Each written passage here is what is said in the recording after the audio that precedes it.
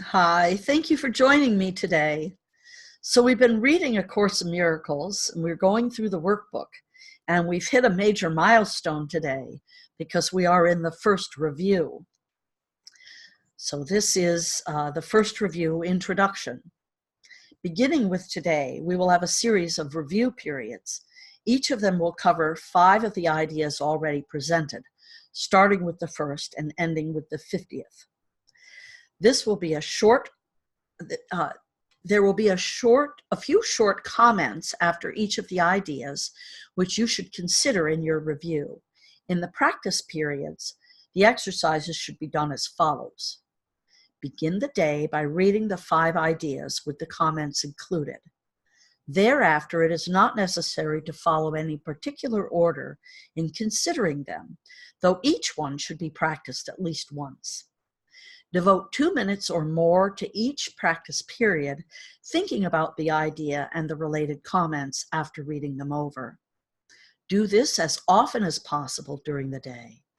If any one of the 5 ideas appeals to you more than the others, concentrate on that one.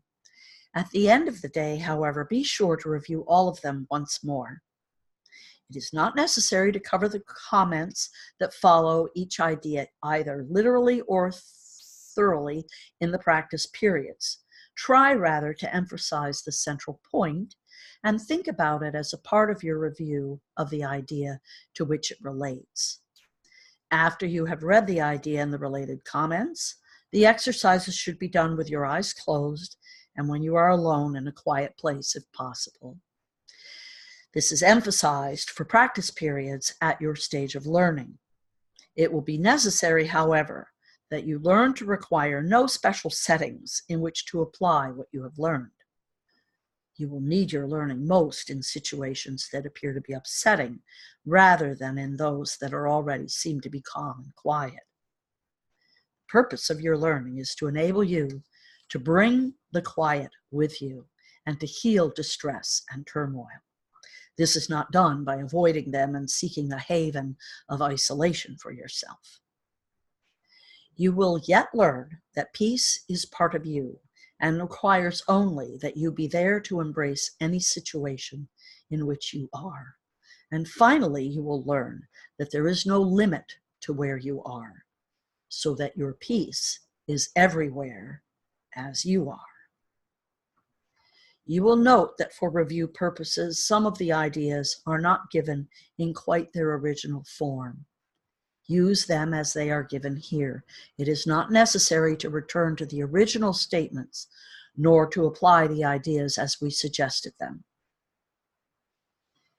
We are now emphasizing the relationships among the first 50 of the ideas we have covered and the cohesiveness of the thought system to which they are leading you. So here is lesson 51. And this is a review of lessons 1 through 5. The review for today covers the following ideas. Nothing I see means anything. The reason this is so is that I see nothing, and nothing has no meaning. It is necessary that I recognize this, that I may learn to see. What I think I see now is taking the place of vision. I must let it go by realizing it has no meaning so that vision may take its place. I have given what I see all the meaning it has for me. I have judged everything I look upon, and it is this and only this I see. This is not vision. It is merely an illusion of reality because my judgments have been made quite apart from reality.